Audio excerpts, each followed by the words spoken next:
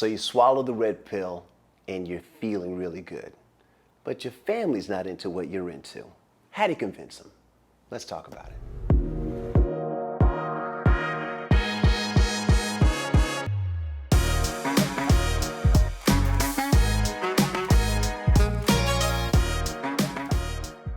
Hi, my name is Jeffrey Butts and I'm a doctor of dental surgery. And this channel is all about health and wellness for you to be healthy and wealthy. And today we are talking specifically to my friends that have said, I'm doing the blood type diet and I'm doing it. And I'm talking thank you for commenting, for sharing that you've been doing it. So this is really for you. The A's, the B's, the AB's, and the O's, like me, all right? So look, guys, gather around, because we're gonna try to figure out how to tell our family and friends what we're doing and just give them a try, all right? Now, let's start with one little thing.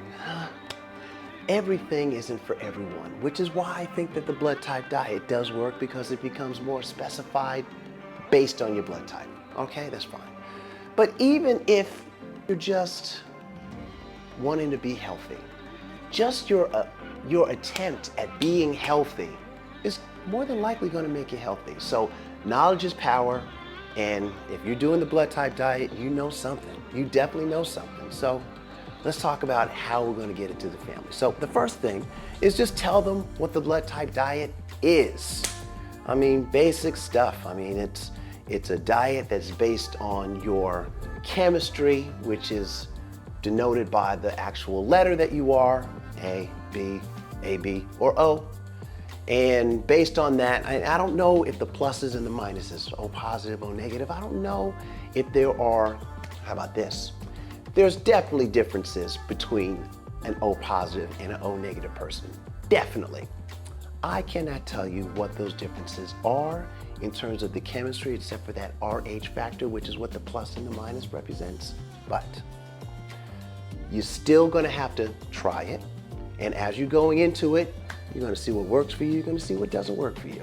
So not everything on the list may be for you. I've heard from some people that say, hey, I'm an O blood type person, I've known this forever, and I don't eat any meat at all.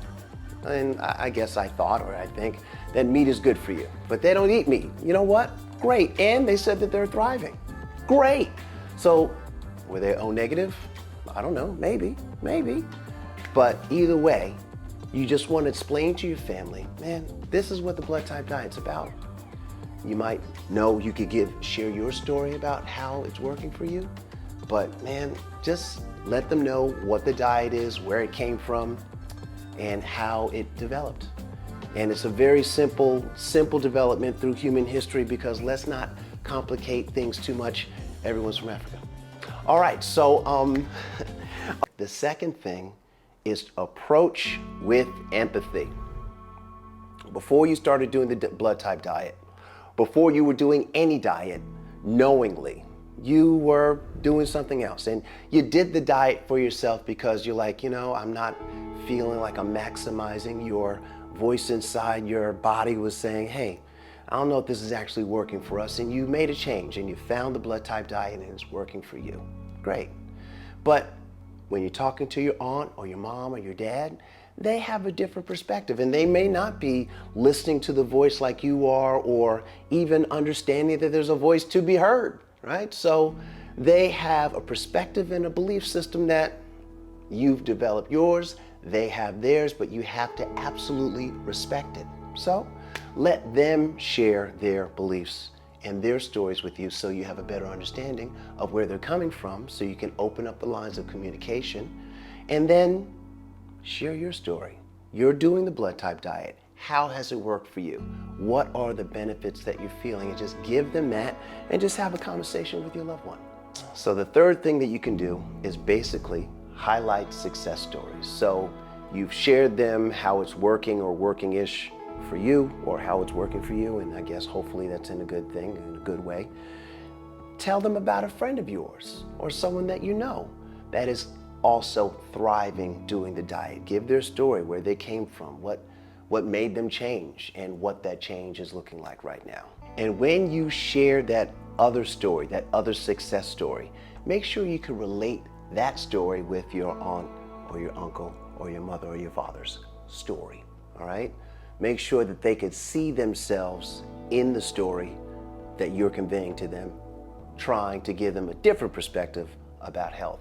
And this is, by the way, we are not trying to change someone that is doing well, right?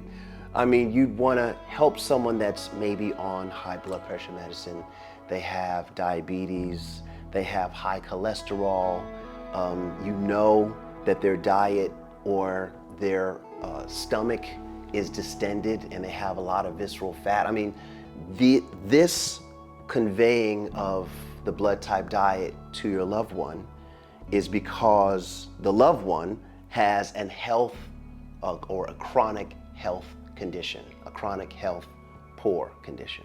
So that's why we would share with our family, okay? Now, you can also mention scientific insights as to why this particular blood type has so much value and so much better reasoning than other diets, right? So talk to them about the antigens of the blood types and how these antigens on the surface have a better selection for antigens that are in the same vein as it. And when this antigen is met with something that causes an irritant or irritation that causes inflammation, and that inflammation is simple and you could get beyond the inflammation, but if you keep eating something that makes you inflame, well then it's not going to do well for you. You're going to cause more visceral fat. Causing more inflammation in the body is going to make you get those allergies. It's going to make you feel like you're going to need more allergy medicine. And these things are just going to exacerbate just because your loved one does not know this information and you're sharing it with them and you are doing a great job. And all you can do is share with your loved ones. That's all you can do. So let's keep going, all right? Now, a super fun thing that you can do is have a collaborative meal planning, all right? So you establish what your father's blood type is because he didn't know, right? You establish what that is, and now it's time to make your favorite father a meal. So if you can get dad in the kitchen, that would be cool. At least he could hang out with you while you're in the kitchen or something like that. But make a meal together based on his blood type and make it easy and make it delicious, okay? And the love that you put in the dish is going to make your father so much better, all right? Make sure you put love in the dish. It's a very important ingredient. So you can't make Rome in a day. God didn't make the universe in a day, or earth, or the world. So make it a gradual transition. So you made that meal for your dad. Dad loved the meal. That's good. Try to do that 2 or 3 times a week. Why not? But make it a gradual transition. Don't cut out everything that they normally do because it just makes it too hard to pivot like that. But a gradual transition with some delicious food in their blood type, it can be done. It can be done. So if you can make a delicious meal that is 100% of everything that you should be eating, oh my God, you did that. And do it again. And do it consistently. There's going to be some friction. There's going to be some friction, but that friction is going to be fine because it's like lifting weights, it's like running, it's like anything that you do. The more that you do it, the easier that it gets, and then the more normal it becomes. So just keep going. And the last thing you can do for your loved one is be a support system for them, all right? Encourage the small wins that they have and really celebrate them. And just be there for them if they have any questions, if they're really trying to get into it, just be there, just be a sounding board, just be a family member. Love your family, okay? And direct them to either websites or videos that could help them have a better understanding of what they're trying to do for themselves. Now, let's not forget that food is only one part of my 5-part plan. So yes, we talked about how we're going to help our family become blood type diet or just healthier. We're going to try to help our family be healthier, but it does include, besides eating, got to get good sleep. You got to exercise, some exercise, absolutely. And exercise includes raising your heart rate up for zone 2 cardio performance and for about 150 to 180 minutes per week. I mean, if we're getting really specific. If you do none, do some, and now you're doing more than none. And then the other one is resistance training, weightlifting. You have to do that. It helps your body do so many other functions. So exercise, detoxification, which is having a bowel movement once or twice a day, sweating, dry brushing, fasting, that's detox. And then the last one is mindfulness behavior. So you want your loved ones to know that they are doing something good for themselves. They can have phrases that you've given to them, like, today I'm eating better than I ate yesterday. So what an easy phrase, and it rings true. Today, I attempt to eat better than I ate yesterday.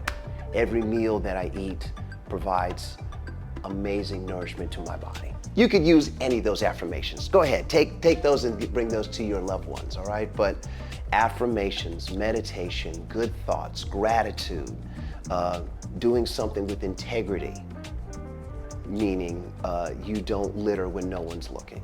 You actually hold the garbage until you can put it into the garbage can. You do think globally and act locally and don't litter, right?